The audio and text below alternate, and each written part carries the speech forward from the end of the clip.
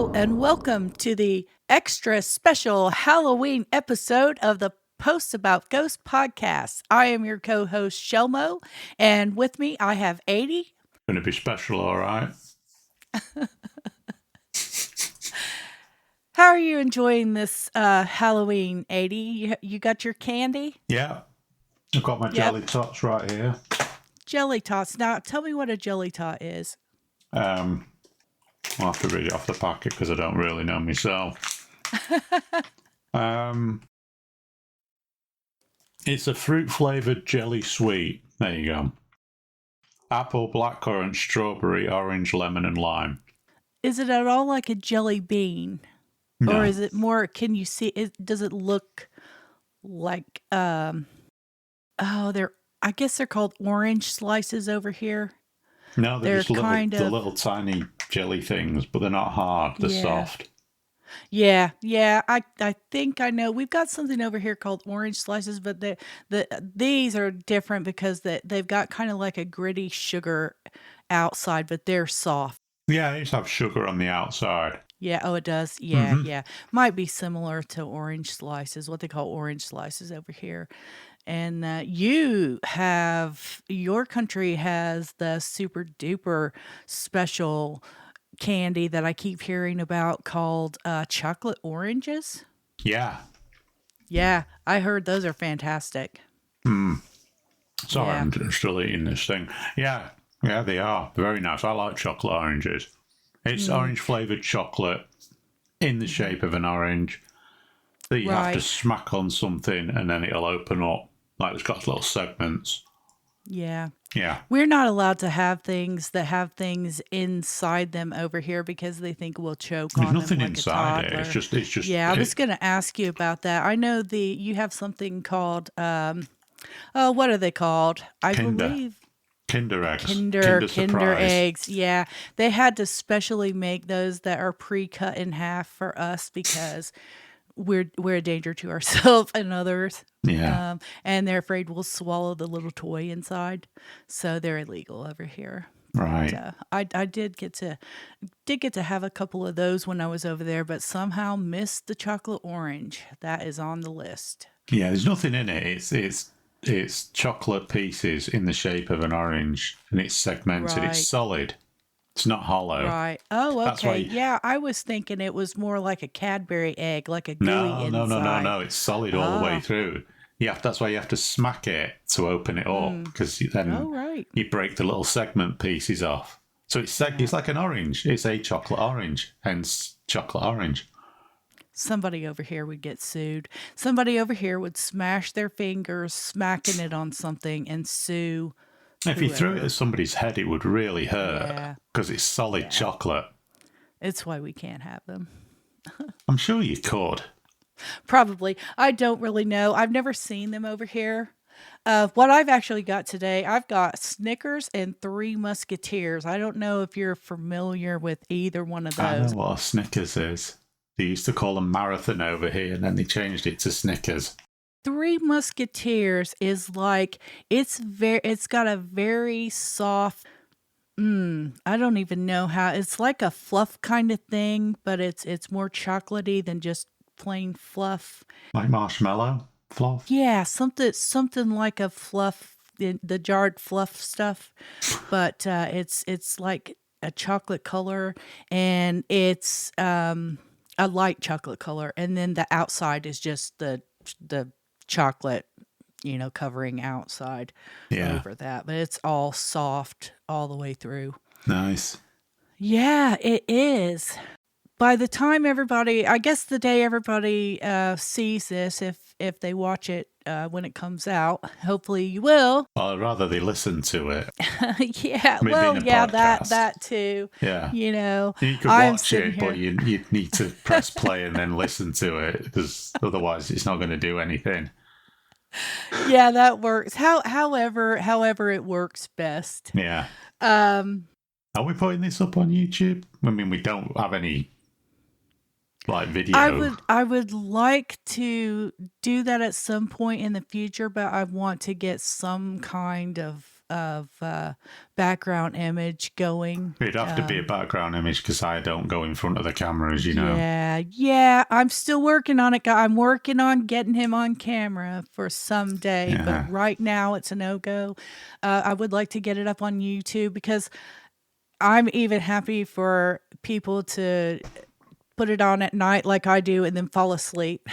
It'll get in your subconscious somehow. Oh, believe me. Yeah, we could do YouTube for that. I just I don't have a video answer yet, so that's kind of on hold as far as going up on YouTube.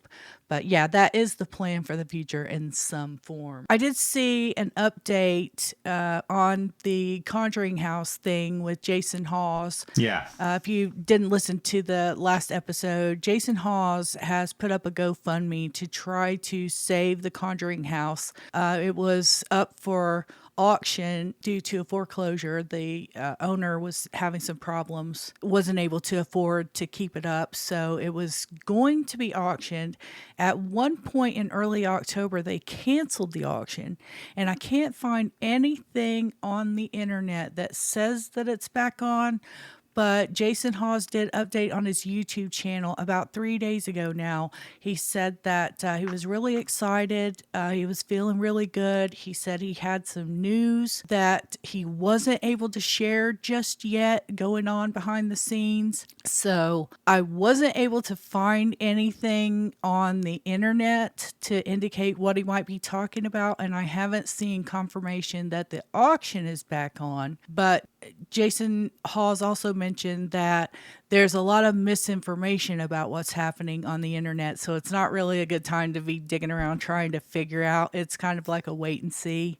Yeah. But I just wanted to update any listeners on what's going on with that. If you want to get involved, you still can. The GoFundMe is still up. I'll link to everything in the show notes. Yeah. And moving on from there, back to Halloween. Yes. You guys don't do it quite as much or as ritualistically as we do over here, do you?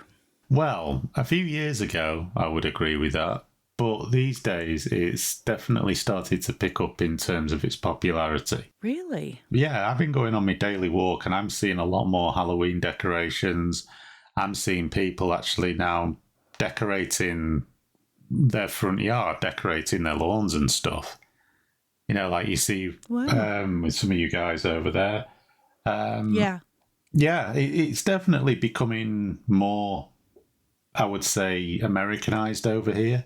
Like when I was a kid, you'd get the odd trick or treat. I mean, as a kid, I only ever did that once. Wow. Every year. I did it every year until I was like 17 years old. Domino's Pizza gave away free slices of pizza, so me and my teenage friends would all dress up and go downtown and sit outside of Domino's Pizza and eat pizza and drink Pepsi. So we did it every year. And bonfire, I think the thing is bonfire night on November the 5th has always been the bigger thing around this time of the year, where we celebrate somebody's failed attempt to blow up the Houses of Parliament. That is so interesting.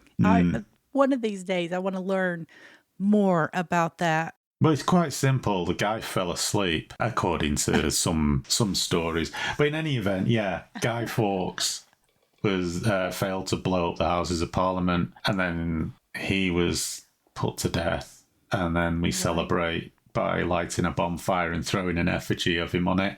And then now the people don't really do that. They just buy fireworks and light them off. And that generally will start around sort of the middle of September and carry on till about the end of November.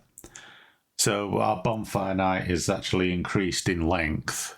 Rather than one night, it's not even 1 week. It's now about 2 months. I've been hearing fireworks going off around here since about the middle of September. I really am not sure what they're celebrating. But yeah, I just hear random explosions going off and Nice. yeah. We call that Friday. That's tended to be I think the reason why. But now Halloween's, it definitely is more commercialized now and it's more popular now than it than I think it ever has been over here, which is kind of interesting because its origins, of course, did start over here. Well, it start in the British Isles. Well, I say start. That's probably not true. I mean, it would have been more probably pan-European, various different things, but a lot of what you guys have over there, I think, originated with the Scots and the Irish over here. Yeah, yeah.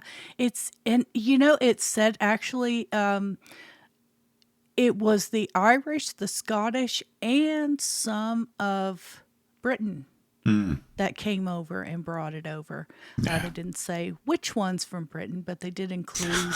And when I say they, I'm talking about this fantastic video that we both watched on the history of Halloween for this episode. There's a guy who has, and I'm assuming it's a guy, it could be a female, has a channel called Holiday History.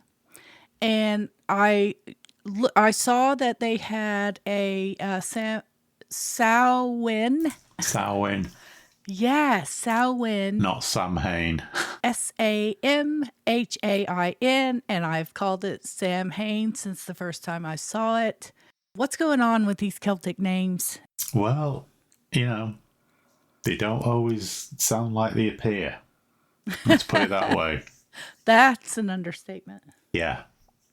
You do have to get confirmation of how the word actually sounds before you try to say it. Yeah, and I've stopped doing that. I refuse to pronounce anything that... Well, I refuse to pronounce anything in front of you these days after the whole Downtown Abbey debacle. Yeah, well, that was hilarious. Wasn't it, though? Downtown Abbey. Bonfires. Yes. This goes all the way back to the Celtic festivals of Samhain. Yeah. And fire to them was a symbol of warmth and purification and protection from things that lurk out there in the darkness. They would light big bonfires, and it was a celebration. And the celebrations were both to celebrate making it through the hard winters, and the celebration was also to show that they recognized that there were challenges ahead. They did this right in the middle, right between the autumn equinox and the winter solstice, which is the end of October. Yeah. There's roots in what we know as Halloween today, starting as far back. This predates the pagans. This is ancient Celtic stuff here. Ireland, Scotland, parts of Britain. They measured their years in halves. All they recognized was summer and winter, hot and cold. I like these people because it's always either too hot or too cold. Everywhere I go, I don't know what the thing is. There is no comfortable medium anymore. Hot and cold, off and on. Yeah. And they recognized that, and they celebrated it. And the break in the middle, they put up bonfires and had a party. They did. One thing that I found curious, and I'm just gonna, if I'm breaking some kind of girl code, I'm sorry. Can't help it. I'm outing us. Females, since the beginning of time, since the beginning of human record, have been playing games and doing divination rituals and all this fun little stuff to try to find out who was going to marry them in the future. We've been doing it forever. We did it when I was a kid. We had these little paper things that we put on our fingers, and they had either numbers or colors or words on them, and we would shift the papers back and forth. I might do a video of me doing this so people can find out what the heck I'm talking about. Yeah, I think I know what you are. And then you'd stop and you'd open it up and it'd have something written on it. Yeah, and the last one was the name of who our husband was going to be. All right. In the end. So I never played silly things like that, but of course I didn't do that at all. But I am aware that it was a thing that happened somewhere. At some time. But anyway, I want to get back. I am so off track today. This is a special episode for sure. Just like you said, Aidy. It's all over the place. We're just kind of celebrating Halloween. It's random. And before we move on, I just want to say that a lot of the information that we got for this podcast came from that channel on YouTube, Holiday History. The guy, I'm not going to sit here and walk you through step by step through his video because he did a great job and have earned a view. Go check out his video. It's very nicely done. And I'm going to say he until the end of time. I say he because the narrator is a male voice. Yeah. So we're just going to go with that for now. We're going to call the narrator the channel owner, and he's got a great presentation. Lots of stuff. I've never had more information packed into 15 minutes in my entire life. Yeah, no. And we will link to it. But that's where we're getting a lot of this, and I just want to give him a shout out. It was visually good as well. It was a nice presentation. Yeah. You said it was what, 3 months old? Yeah, the channel's about 3. Well, I say about 3 months old. The oldest video is about 3 months old. I'm sure the channel only started in July. But yeah, the actual these nice little animations to go with the video as well, and yes. it's quite relaxing. It's very pleasant. Yeah. All right then, the Celtics actually wore the first costumes. Yeah. The costume wearing tradition comes from them. In the beginning, they wore animal skins and masks that were supposed to scare away wandering spirits. Yeah. And the whole practice, it was a lot more survival and a lot less fun. They wanted to scare off bad spirits. Yeah. You know, it wasn't, they weren't really, at this point, they weren't dressing up in costumes to have fun. They were freaked out and trying to scare off bad spirits. Yeah. So I was talking about things that women do through history to find who their husband is going to be. The reason that I went into that at all is because back then, the game of the day was to roast some nuts. And apparently, if the nuts stayed together and roasted there together, the person that you were with, you were going to stay with them. You were going to stay together. But if you put the nuts under fire and they spun apart, the relationship was going to break up. So that's something that they did. That's the kind of Halloween games that they were playing back in the day. But the funny thing about it is back then, they roasted the nuts and then they got married. These days you get married, then you get your nuts roasted. So where'd we go from the Celtics? Roman expansion into the Celtic lands on or about the 1st century CE. Samhain. Yeah. Why don't you tell us about that? Samhain absorbed new traditions. Right. They honoured their dead with the festival of, and I'll try and pronounce this right, Feralia. Yeah, good luck with that. I'm not doing names. We established the fact that I'm not doing names. Yeah. And they also celebrated Pomona, the goddess of fruit orchards and abundance, whose symbol is the apple. And it was her influence that would mark the games that would be played later. Interestingly enough, one of which was bobbing for apples, which is still a thing people do at Halloween parties today. Have you ever done it? Yes, I have. Really? I did it one time. How did it go for you? Yeah. Oh, I did it. And then they would do like weird stuff like peeling an apple to reveal the initials of a future spouse. There you go. That's spouse again. Floating them in water. The apple peelings, not the future spouse, to do romantic fortune telling too. I don't know how that works. I don't know how I don't know. An apple peel spells out a name. I mean, couldn't you just deliberately craft it to spell out the name of the person that you want to be with? Couldn't you just cut it deliberately and go, look? So I don't know how that works.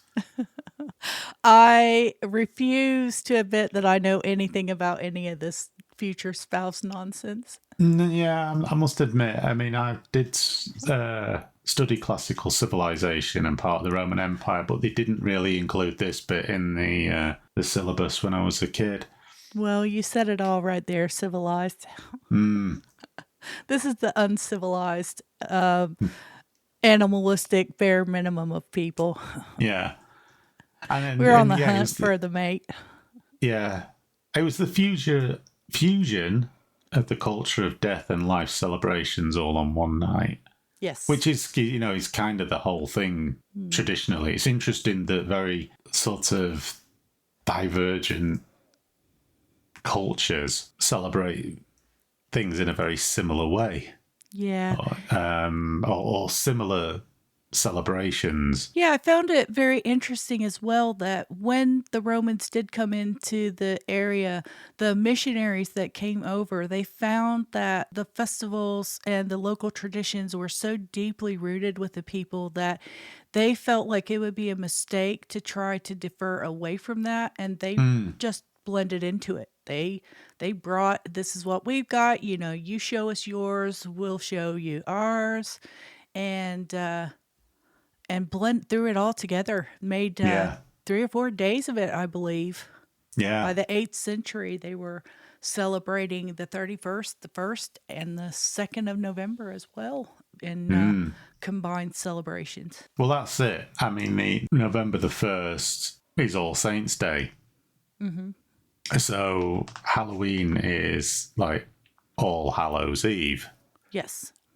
which is where the name Halloween came from. So Yeah. that was the sort of the night before All Saints' Day. So there's that sort of crossover, blending, and what have you. And I do Yeah. find it interesting. It was like rather than sort of go in there and say, well, all that's a load of nonsense, you can stop doing that right now.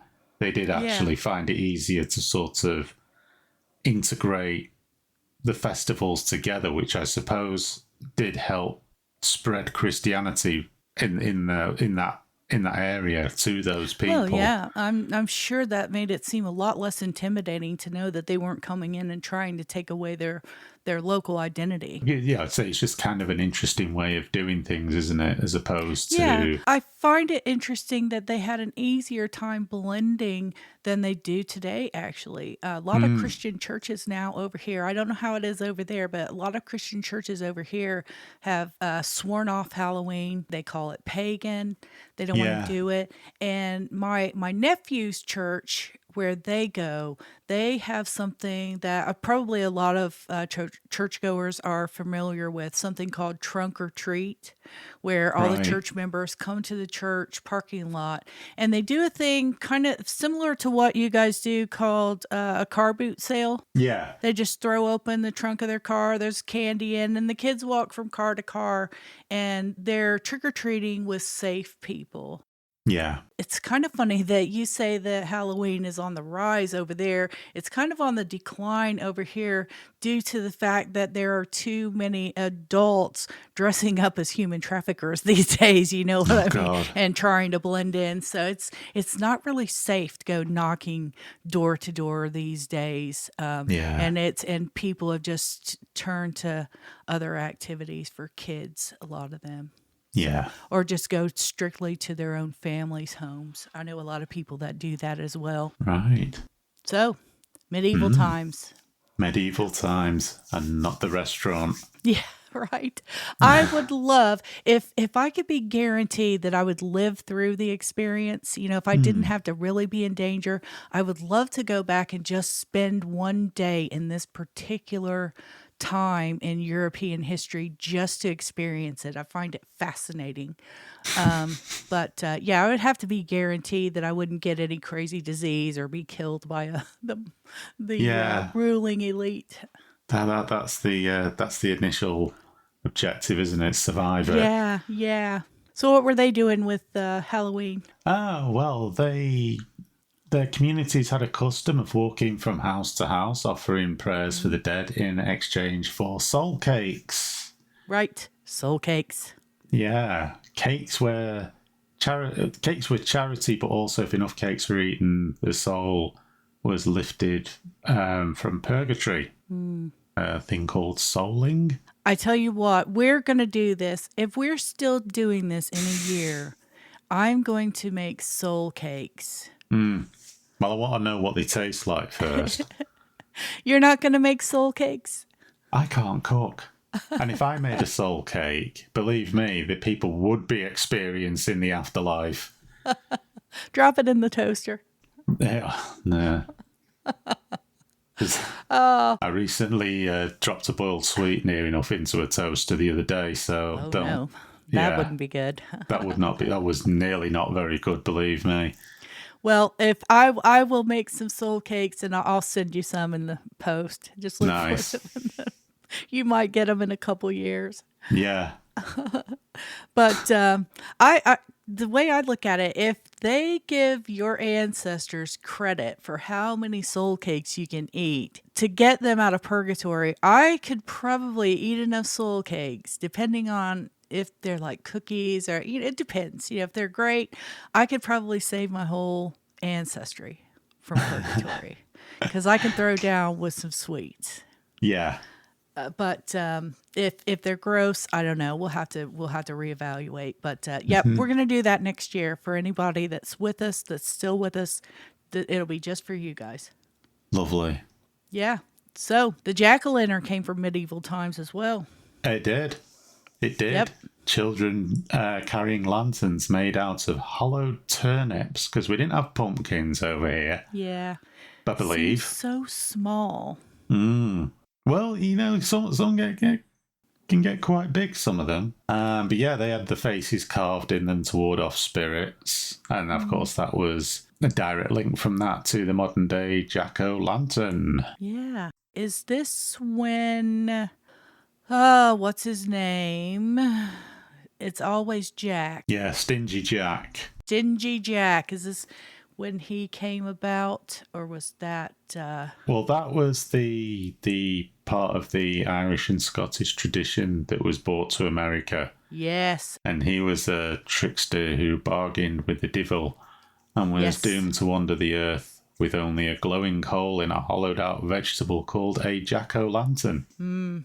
That is fascinating. And, like we were talking about earlier before we started recording, the jack-o'-lantern is a different animal than the pumpkin, actually. I don't know how they make them different. I don't know what it is, but I can tell you what the difference is. The jack-o'-lanterns that we cut open and carve the faces in, those have a stringy inside that doesn't have a lot of like fruit meat in it. It's stringy and it's full of seeds, like hundreds and hundreds of seeds are in there. You have to dig all those out. The pumpkins that we bake or cook, it's a totally different thing. I don't even think I've ever actually seen the inside of one of those. The only Right. experience I have is with the ones, they throw them out at Halloween time in the grocery store and you pick them up to carve.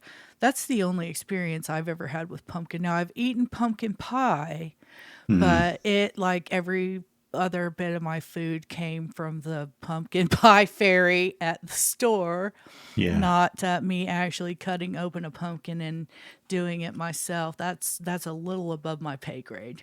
I'm not the greatest in the kitchen myself, but there is a difference.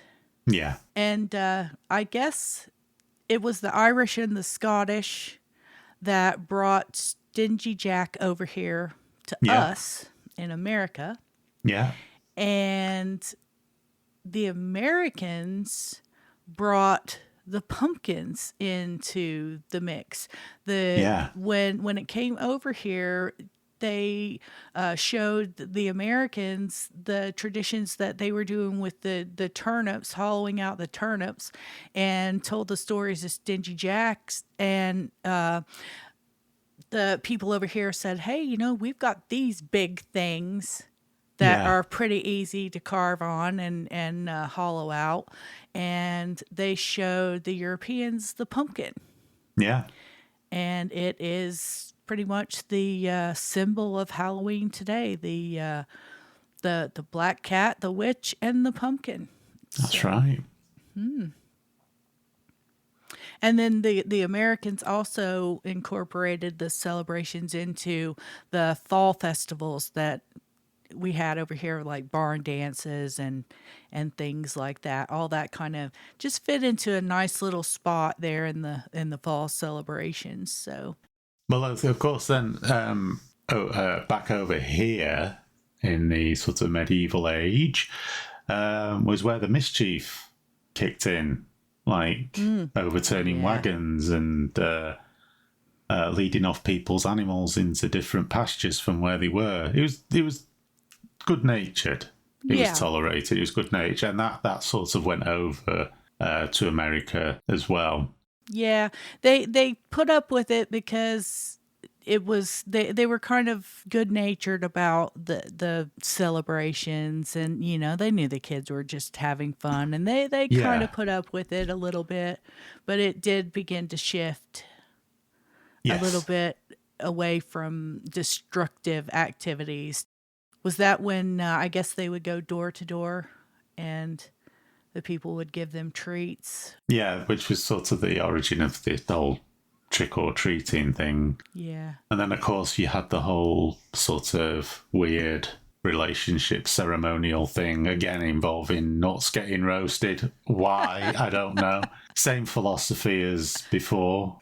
Women peeling apples and tossing the peel over the shoulders, hoping it would fall in the shape of a lover's initial. I still think you could easily fudge that, Give me an Yeah. A, give me a Yeah. whatever, Yeah, sling it that's over the it. shoulder. Oh, look, You see what you want to see. Yeah, yeah, yeah. Yeah, and then this one, which was a candlelit room gaze into the mirror for glimpses of future spouses. That sounds like that's a bit of a new one. That's a bit of obviously mirrors and stuff, but a bit of a weird one, that Yeah. one. I wondered when I saw that if Bloody Mary somehow was born out of this.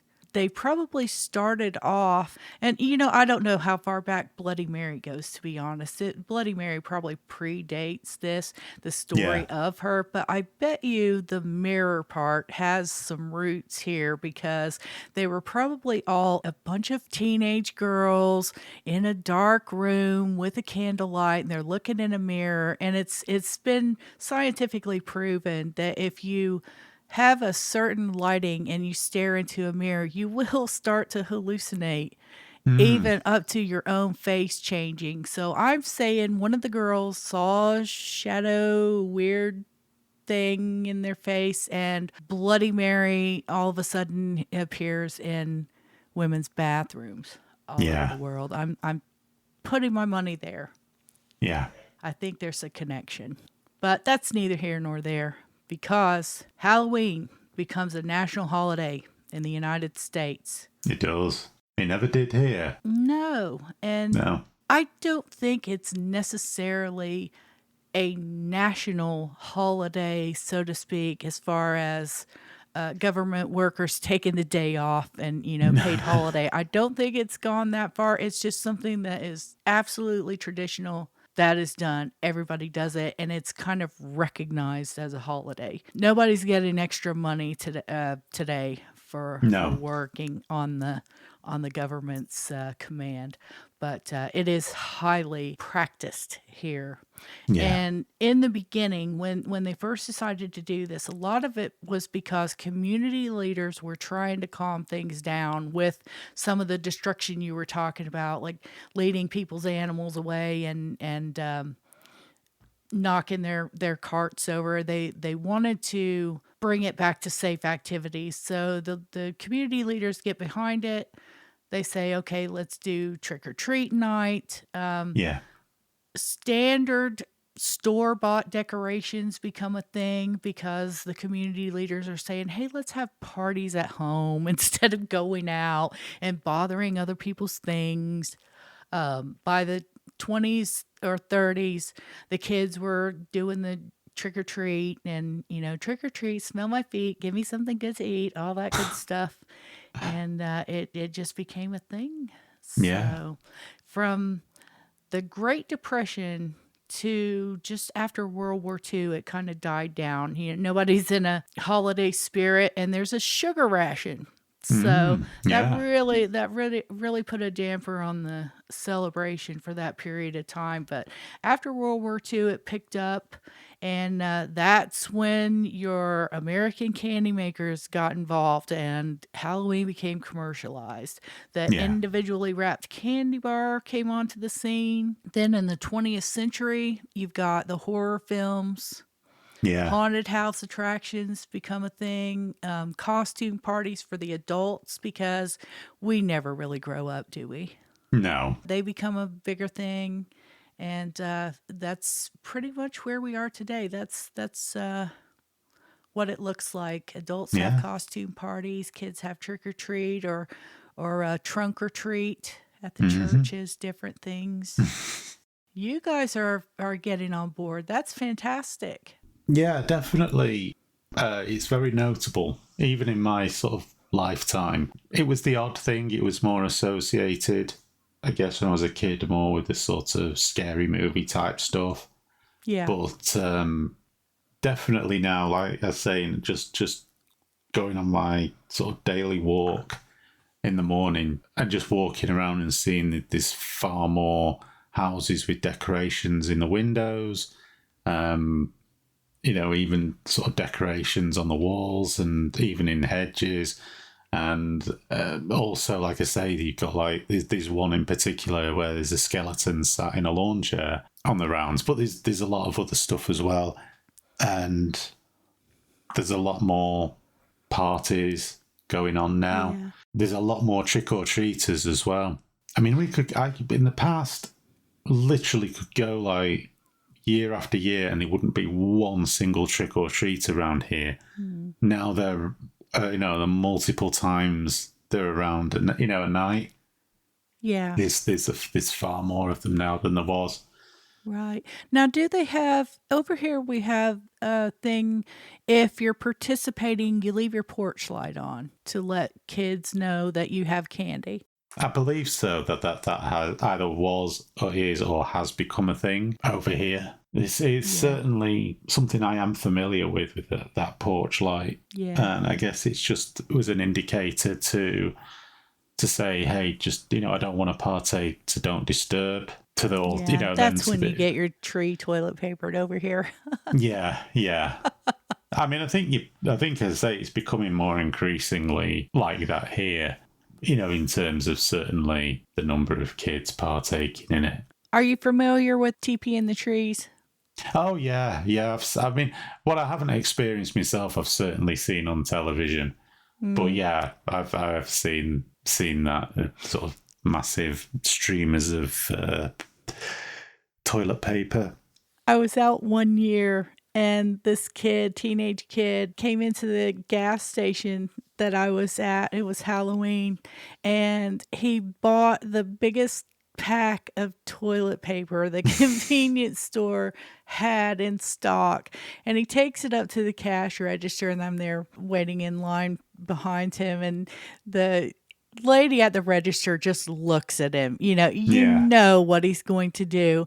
And he looks at her with this sad face and says, "My grandma's really sick." Yeah. Sick and tired of him. So, yeah, it happened to my grandma's house one time, and all us kids had to go out the next day and pick up toilet paper all over the yard. Well, that'll teach him. Yeah, well, oh no, we didn't do it. We just had to clean it up. Whoever No, did it. yeah, but I mean, you did. Yeah, Yeah. Yeah, I imagine these days as well, with the sort of advent of like sort of doorbell cameras and stuff like that, that it's a little bit more difficult to get away with it these days than it used to be because of that technology coming into play. But yeah, I would say it's definitely the Halloween festival celebration or whatever has definitely picked up a lot more in, I would say, the last 10 years in particular, which is good. I like it. I think it's a bit of fun. It's a nice tradition. It's not a mean tradition. It's a nice tradition. So yeah, people are looking for a little bit of fun and relief these days. I think so much more than just a few years back in the past. It's nice to see communities come together and do something fun. I wish there was more of that going on. Yeah, me too. And it's such an old tradition as well that it's nice to see that it's endured and he's actually getting from strength to strength. Whether, because as we've discussed in the podcast, the modern version still owes a lot to a tradition that's thousands of years old. And it's even though it's obviously gone through some changes, it's actually still surprisingly similar. When you look at it, I mean, costumes they were wearing back, thousands of years ago. Well, they're wearing costumes today. Yeah, okay, there are Frankenstein and ghosts and Dracula or whatever, but it's still a costume. It's the principle of it has not changed. So it's just nice to have something like that going on, rather than it just being consigned to the dustbin of history, as it were. Because I always think it's sad when that happens. Yeah. Yeah. Indeed. So, before I ask you what your favorite horror film is, I just want to tell you about this guy on TV when I was a kid. So I'm from Indiana, and there was a guy out of Indianapolis that had a horror show that was very similar to the more nationally known Elvira show. Mm-hmm. He would host a scary movie, and he had a spider named George. And he would come on, and every week at midnight, my dad watched the show when I was a kid, and the Sammy Terry show would come on, and it would start off with the clock counting off midnight. Bong, bong. And you would hear him laugh. I would hear that as a kid and go flying undercover. I was terrified of this man. So bad so that my parents took me to meet him. He was at the local mall in Indianapolis, and they took me to meet him with the intention of showing me that he was just a guy in a costume. Yeah. I eagle-eyed that dude from across the building and refused to move. I anchored down to the ground like your little dog Mitzi. Yeah. I was not going any closer to that. They had to take me out of there. I absolutely had a scene right in front of everybody. Would not meet the guy. Was afraid of him my whole life. I can remember one particular episode. He was doing the movie Frankenstein. Right. And I would sit through Frankenstein, but when it came time for the commercial breaks where it would switch back over with him to do the next little intro bit, I would leave the room. I could not be in the room with him, but I would come back to watch the movie. So I watched Frankenstein that way. I would watch it, and then as soon as it would cut to a commercial break, that's it. I gotta go under covers, head under the covers, and then I would creep back out when the movie came back on. But yeah. So you were afraid of the poor guy presenting the show than the actual horror shows. Yeah. Do you know? I remember you telling me his name, and it was funny, really. For the longest time, it took for the penny to drop that it was a play on Cemetery, Sammy Terry. And it was like, why would he call him? What's that all about? And then it was like, oh, of course. I will link to one of his videos. I'm sure there's something out there. I will find it. I will link to it in the show notes for this.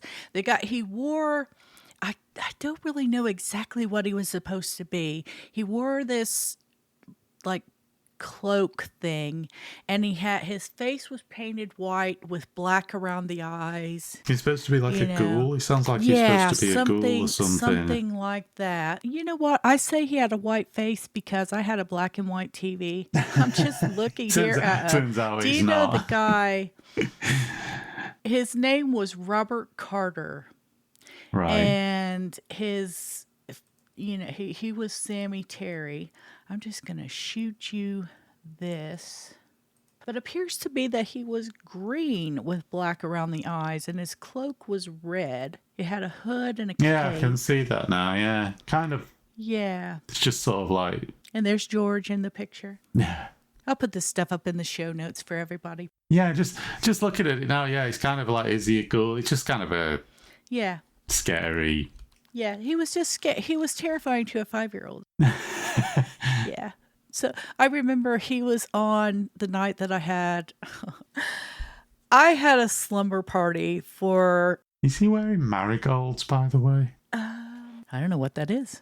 Like yellow gloves that they use to protect your hands when you do lots of washing up. We call them marigold gloves. Yeah, looks like that. Yeah. Yeah. Indeed, it does. Yeah. But he was on at my slumber party, the slumber party that people were talking about in high school. For my 11th birthday, my parents allowed me to have a slumber party. 15 girls. And my dad, who, like I said, my dad, Yeah. he had this old man mask. So, and I'm getting off topic here, but it reminded me because Sammy Terry was on that night, and when we were all scared. But my dad puts this old man mask on, and he goes outside, and they've set this up. And my mom, I don't want to jump all over the place, but I will say my mom has said many times since then that her one big mistake was pouring 15 glasses of Kool-Aid. Oh, no. Before they kicked off the scare. So he goes outside. It's nighttime. 15 girls in the kitchen getting poured Kool-Aid. He's got it all set up with my mom. She sits down by the window in the kitchen after she pours our Kool-Aid. We're all standing around in the kitchen, and she says, "Listen, girls, I have something I need to tell you. I just heard on the radio that there's an escaped lunatic running around killing kids tonight." And my dad starts scratching on we've got the what's it called? Not the window screen. Yeah. He's scratching on the screen with this big butcher knife from the kitchen. And my mom, who's sitting there with the flashlight handy, she says, "What is that noise outside?" She opens the curtain, puts the flashlight on my dad, who's outside scratching on the window with a big butcher knife and an old man mask on. 15 glasses of Kool-Aid go into the air. Yeah. My friend Stephanie's bra got stained and this thing never came out. We talked about that in high school. But oh my God. So, that was really fun. And my mom said, and of course, back then the kitchen was carpeted. It was the 70s. And that never came out. Red Kool-Aid doesn't come out. It's forever. No. So, we had a pink carpet after that for a while. Anyway, I digress. What is your favorite horror movie? Oh, this is a really, really tough one for me because I have is. quite a lot. Give me your tops. You could call it more. I mean, it's a horror film, but I always found it funny, like a comedy horror, and that was Evil Dead 2. I love that film. Right. I love it to this day. I can watch that over and over again. Sam Raimi directed it, who he later on did the Spider-Man trilogy, and then he did a Doctor Strange movie. But yeah, this was like he did the Evil Dead, and then Evil Dead 2, and then Army of Darkness, the Medieval Dead. I love them all. But Evil Dead 2 is probably my favourite. It was manic. It's like over the top, like gore to the point where it's just comedic. What is the main idea with that? Well, it basically, Evil Dead 2 is like a kind of sequel to Evil Dead. I say kind of because in the first movie, it's a group of teenagers go to a cabin, they find the Necronomicon, the Book of the Dead, they read from it, unleashes a spirit which then possesses them, each one, and they're attacking each other and what have you. So at the end of that film, the character Ash, played by Bruce Campbell, who's an absolute legend, he gets attacked by the spirit and the film ends. When the second film picks up, he goes to the cabin. It's exactly the same car, which was actually a legendary car with Sam Raimi movies. This He calls it the Classic. I think it's an Oldsmobile from the 70s. It's called the Classic. You will find it in the vast majority of Sam Raimi movies, and I think he did a Western. I don't know if he was called The Quick and the Dead, and apparently it's in that somewhere as well. But yeah, he goes back with his girlfriend. It's a different actress, same guy, Bruce Campbell, playing exactly the same character, but it's just with his girlfriend this time. And then the same thing again. So it's difficult to see whether it was kind of like a bit of a remake of the first movie at the beginning and then it picks up with the sequel or what. But yeah, basically, he reads from the Necronomicon. He's playing a tape of a doctor guy who's read from the Necronomicon, and he's playing the tape out loud, and that unleashes the spirit, and then it attacks.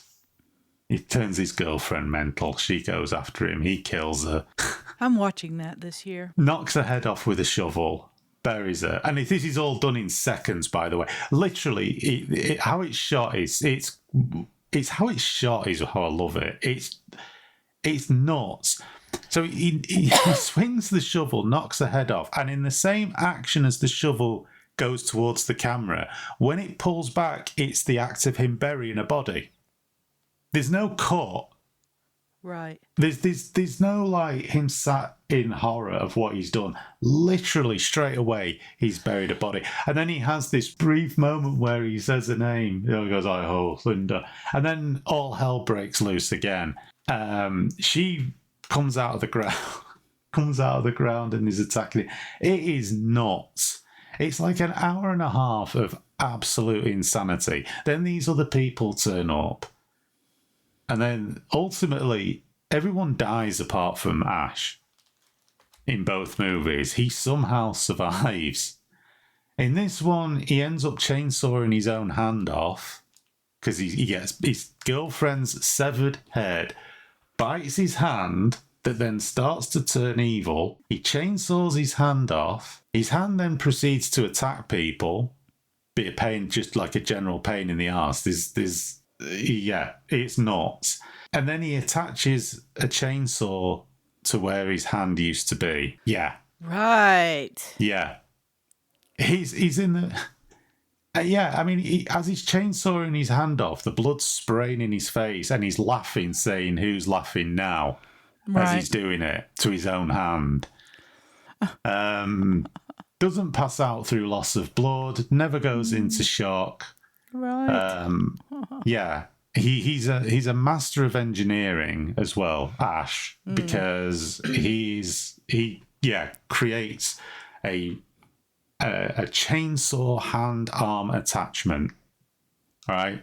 That he's able to just activate the chainsaw at any point, and he's got that where his left hand used to be, and in his right hand he's got a double barrel sawn off shotgun, and it is nuts, but it's amazing. It's a horror comedy. You can't say anything else. But from that perspective, I just remember watching it with a couple of my friends when I was a teenager, not long after it come out. It was like from the mid-80s, and just loving the hell out of it. It is just pure insanity. I'd love a modern audience, younger audience today, to watch that without any knowledge of what it was and see what they made of it, because I think they would probably be so confused as to what it was. But it was great. The character Ash sort of became this horror hero. He gets a sequel, The Medieval Dead, The Army of Darkness, The Medieval Dead, which came out in the 90s, the early 90s. And he basically gets teleported back to the medieval times fighting the Army of Darkness, which is like skeletons, zombies, an evil version of himself. It's all set in the medieval age, it's horses and everything, but his car, the classic, gets teleported back with him. So his classic Oldsmobile, I'm sure it's an Oldsmobile. I might be wrong, but because I'm sure it's a 77 Oldsmobile or something like that. Right. Goes back to the medieval times with him. He's able to fix the car. This car falls out of the sky, right? He's able to fix it. He replaces his chainsaw hand with a bionic hand. this is in the medieval age. I think he gets his car becomes sort of steam powered with a huge like spinning blade on the front. It's crazy. It's absolutely crazy in the sequel. And then years later, they kept wanting, everyone was always like, oh, when you're doing another one, when you're doing another one. He's like, well, the last one didn't really do that well at the box office. They actually did a television series called Ash versus Ash versus the Evil Dead a few years later, and it was brilliant. So actually, they did a TV series of it rather than make another movie. They've remade the movies, but they're a lot more horror based. They're not really comedy horror like the original were. And they're good as horror movies, but then it's like, yeah, it's not the Evil Dead though, because it's not the same. It lacks that insanity that that original trilogy had. I mean, I think the first one came out. Well, I think the first one was legendary in how long it took them to shoot it. You can actually see Bruce Campbell age in the movie because it took like years to make this thing. Yeah. Because they kept running out of money. And I think they started shooting it in the late 70s and it actually came out, like, I think it was like 1980, 1981 or something like that, if I remember rightly. So, yeah, and it is really, like, if you ever get these things on DVD, the commentary tracks are brilliant. Like, the actors were basically, they shot on a real location on a cabin in I think is in the woodlands in Tennessee, and they had to clean the cabin, and the actors were doing all of this work, like basic huffing and chuffing work and all that kind of stuff to clean the cabin up and all that. It's absolutely legendary. They talk about low budget filmmaking today and all of that kind of stuff. Like, everyone was mucking in. It's almost a miracle that this thing ever got made, let alone a sequel. But I mean, there's a lot of really inventive use of the camera as well. Yeah. Bear in mind, there's no CGI at all in this thing. So it's all stop motion, it's all animation, makeup effects, but there's really good use of the camera. And they develop methods like, I think they call one the Ramo cam, and I think they attached the camera to a motorbike and rode the motorbike through the cabin, but there was a ram on the motorbike out of view of the camera, so that would actually knock the doors open, and that sort of was representative of the evil spirit force chasing after them and things like that. Absolute crazy stuff that you'd never get away with today. But yeah, that was probably my favorite. And then the more sort of the straight ones, I like the original Halloween, the original John Carpenter Halloween, and The Thing. John Carpenter's The Thing as well. I love that. Yeah. Michael Myers is my favorite standard slasher guy between, I don't know, there was kind of like two camps back in the day. There was Jason and there was Michael. I was more in the Michael. I've seen me too. all of the Michael stuff. I don't think I've seen a lot of the Jason stuff, excuse me. I've seen a lot of the Jason stuff, but I'm sure I haven't seen it all by a long shot. There was a lot of those movies. Yeah, I've watched a few of them, and I must say I do prefer Halloween. Of course, like the thing from, and anybody who's watched Scream, first Scream movie, that's another great one. Of course, Nightmare on Elm Street, that's up there as well with me, the original Nightmare on Elm Street. The first time I ever saw that one, I had been, and I didn't even watch it that night, but I came into contact with it. I had been at the skating rink, and I was 14. I had been at the skating rink and come home, and my dad and his cousin Danny were watching it. It was on the TV, and I remember coming in and I see the TV. I've got no concept of what it is, what's happening, because I had just come in. Yeah. And it's the scene where Nancy's in the bathtub and she falls asleep and the claw comes up out of the water. Yeah. And then her mom knocks on the door and the hand goes away and she wakes up. And I was like, whoa. What just Yeah. happened? And that was my first experience with Freddie. It would be a little bit longer before I saw one, but I love his sense of humor. Yeah. He was great. Yeah, he was. Was. He needs to come back, Yeah. but not and be a savable victim person. I didn't like the whole thing that No, they did I with that. didn't at all. I preferred it when he was the son of 1,000 maniacs. Yeah, I don't like it when they try to clean up characters like that. No, no. I think when you have something, a character like that, it's scarier. Yeah. If you give them this sort of sympathetic backstory, they become the hero then, because it's like, oh, they're on a revenge mission for being wronged. Yeah. Like, I don't like that. It's like, no, I prefer the sort of, no, this is like pure evil. Like Michael Myers, they sort of tried to give too much of a story to him, I think, in some of the sequels. Yes. I just preferred it when, like, he was just a force, a shape. I mean, that's what they referred to him as, the shape. They don't give any personality to him at all. I mean, even in the first movie, when he's the kid and they pull the mask off the kid after he's killed his sister, it's just a blank expression on his face. It suits with that sort of, it's the boogeyman, isn't it? And that suits it better, because once you start to explain things, first of all, you take away some people's idea of what it would be, so it kind of ruins it for them.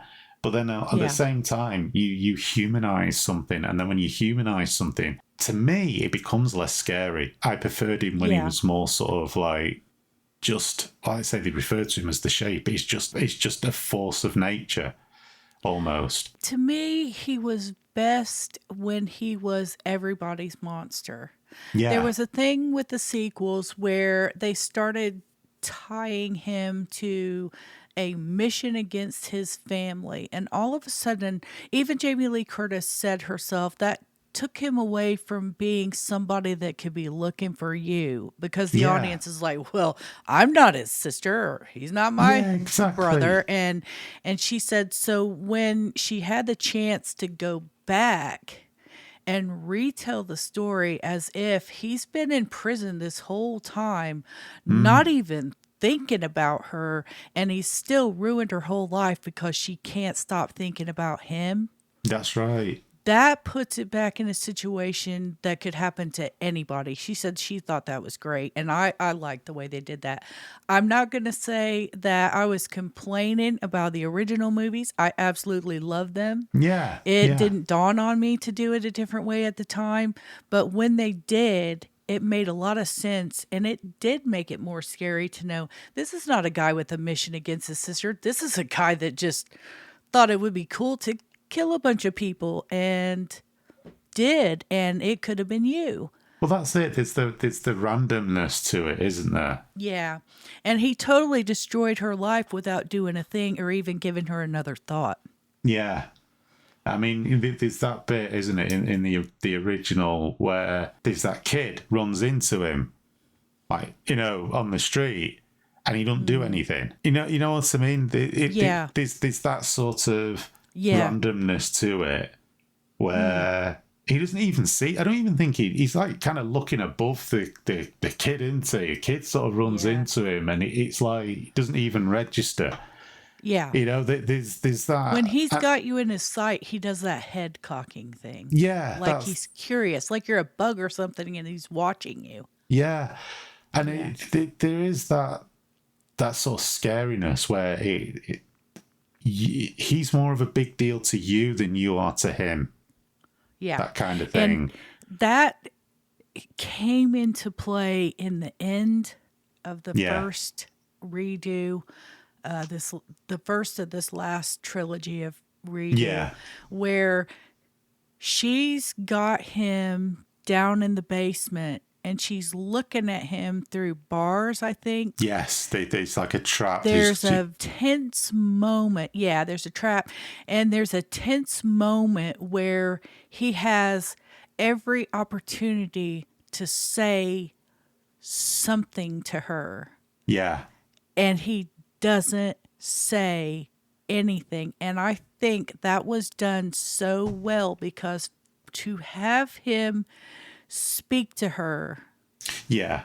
would give her some importance to him that she was, I think, kind of looking for. Like, at least tell me that you have thought as much about me as I have about you. And he didn't give her that because she was insignificant to him. And Mm. I thought that was absolutely the best way to do that scene, to have him just not acknowledge Yeah. her suffering at all. That brings it back around to somebody that could be anybody's nightmare. He was just horrifying and it was all random. There was no plan. Yeah, that was it. It could have happened to anybody. He could have walked in your house. Yeah, that was great. I loved the way they did that. Yeah, yeah, and it was scary. I mean, he is that unstoppable thing. There's almost like this relentless inevitability about him. Yeah. I was at the movies when I saw that first one, by the way, and I sat there the whole time through that scene saying, please don't talk, please don't talk, please don't talk. I was Yeah, I so know. happy he Because didn't. there's this temptation these days, I think, with a lot of movies to sort of create some kind of scene there where he would say something and you'd be just like, oh, Yeah. great. No, that's not the Yeah. character. They've done it, I think, with too many characters where they Yeah. in an attempt to sort of add a degree of complexity. Because what I liked about that is they really take you to the edge before that in the film when there's those two people go to interview him when he's in the Yeah. prison and he's there in the courtyard and he's not got his mask and you just see like him from the back. You just see little bits. You never actually see him fully. You see Yeah. the sort of damaged eye because Laurie stabs him in the eye in the first movie Yeah. with the coat hanger.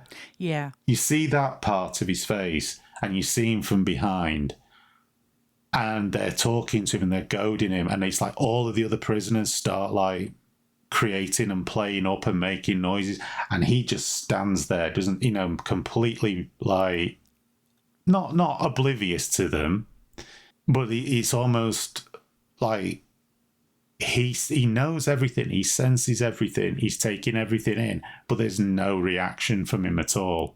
Yeah. Yeah. One of the things I felt with the when Rob Zombie did his versions of it. Did he? Did I not black that out of my history?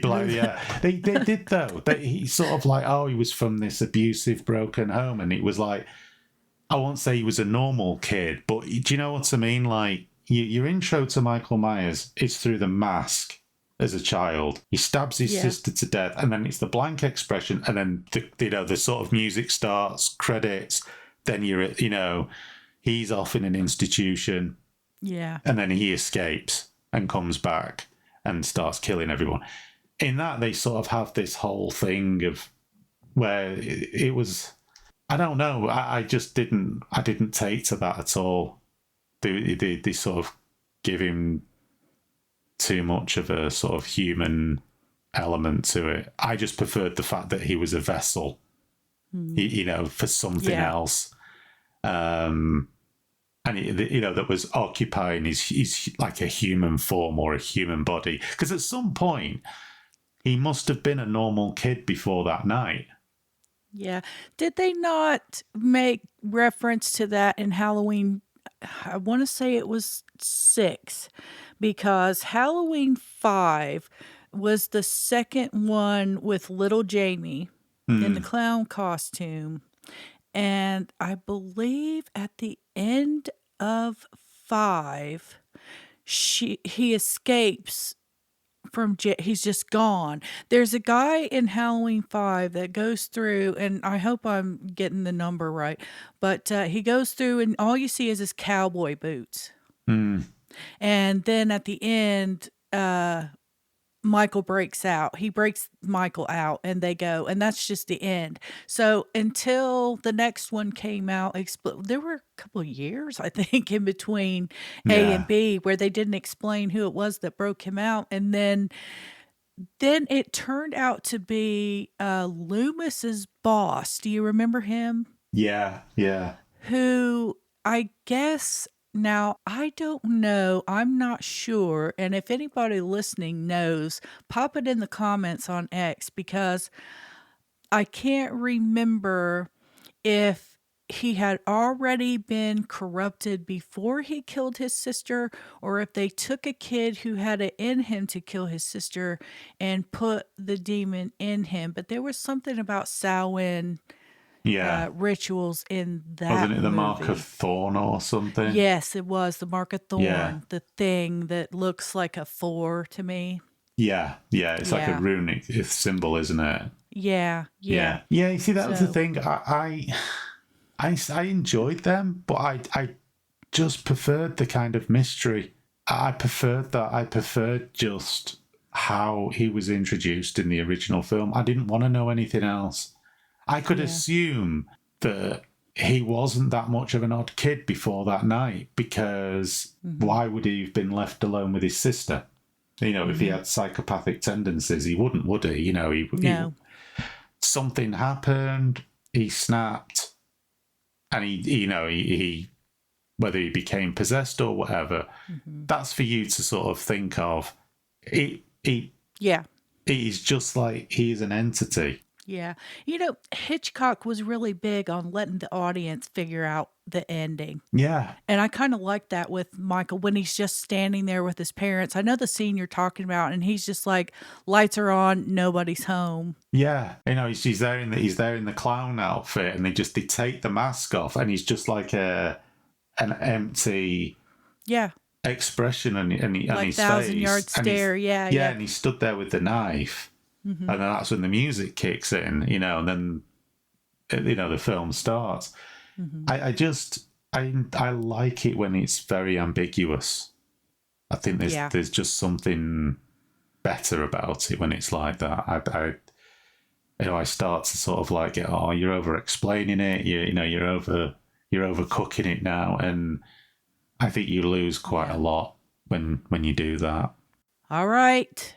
Now that I've got you trapped here and you can't get away, how do you feel about him killing Loomis?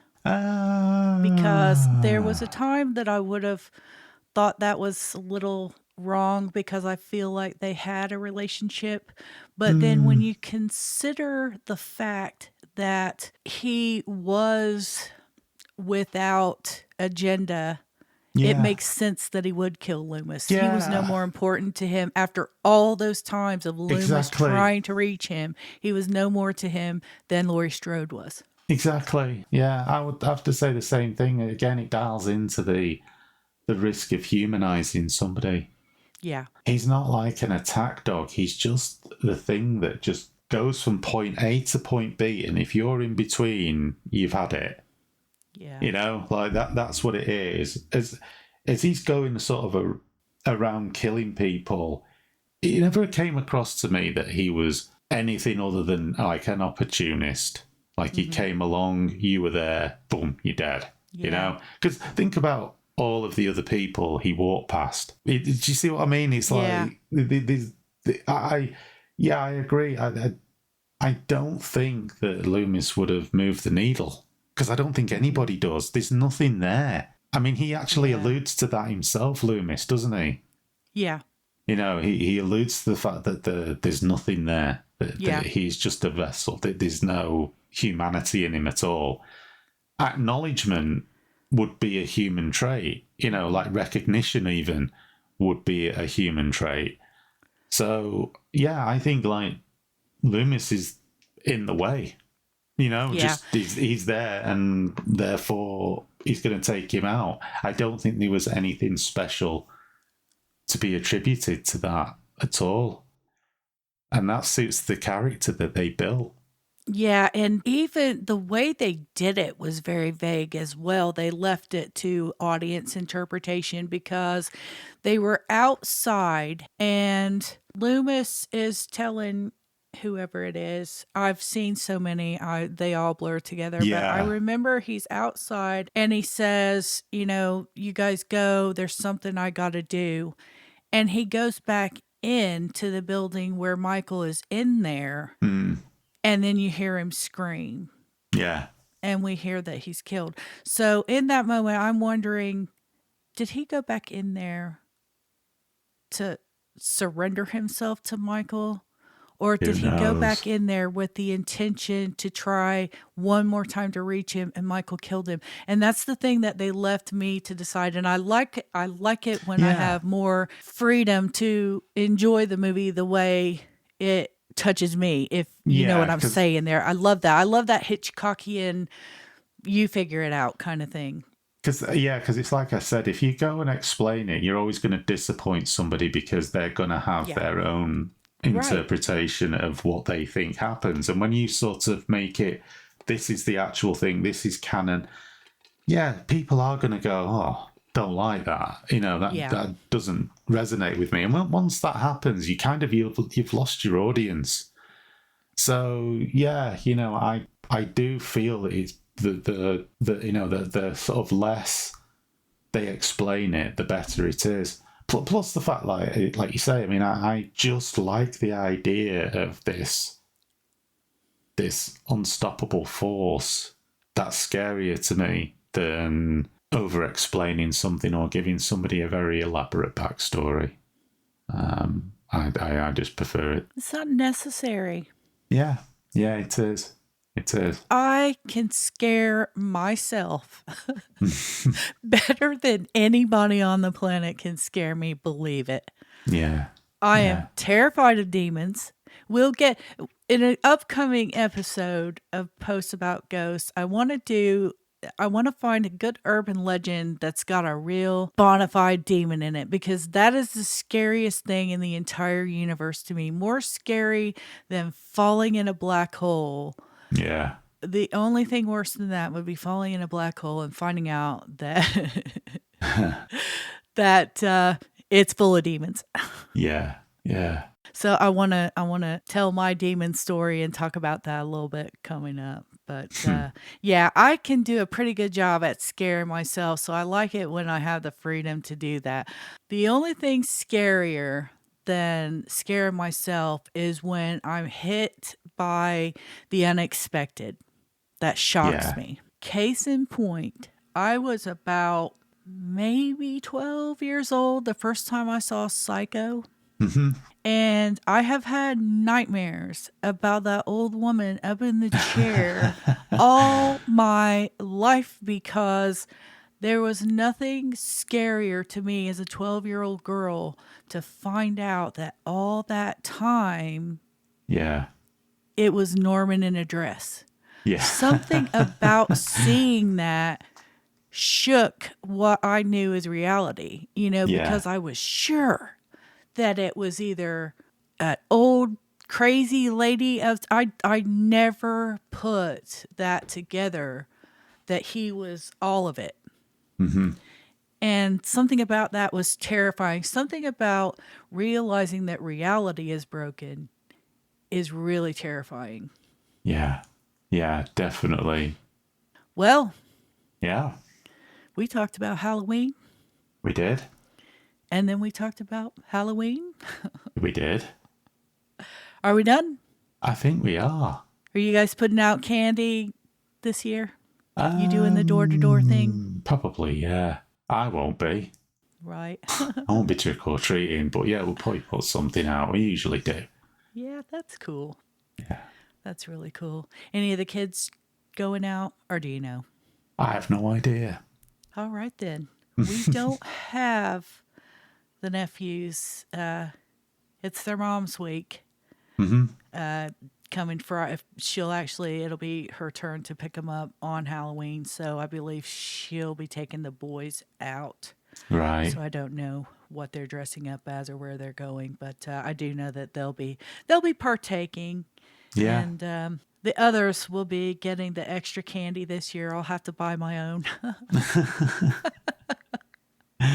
All right, let's call it. Okay. Yeah. Everybody, All right. thanks for listening. We hope you Yeah. enjoy our special little Halloween special. And Yeah. we'll be back to Urban Legends, more season 1 Urban Legends on the We next will. show. We are releasing on Wednesdays.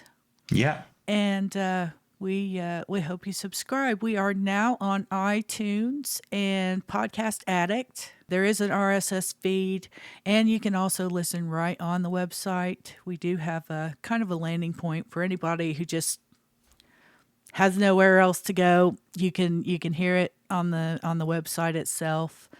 I'll be adding some articles and things like that to the website about ghosts coming up in the future, and we really appreciate you early supporters. Yeah, very much so. We would really like to hear from you. We really want to tell your stories. If any of you out there has a ghost story, fiction or no, just let us know which it is, and let us tell your story. Yeah, brilliant. Bye, guys.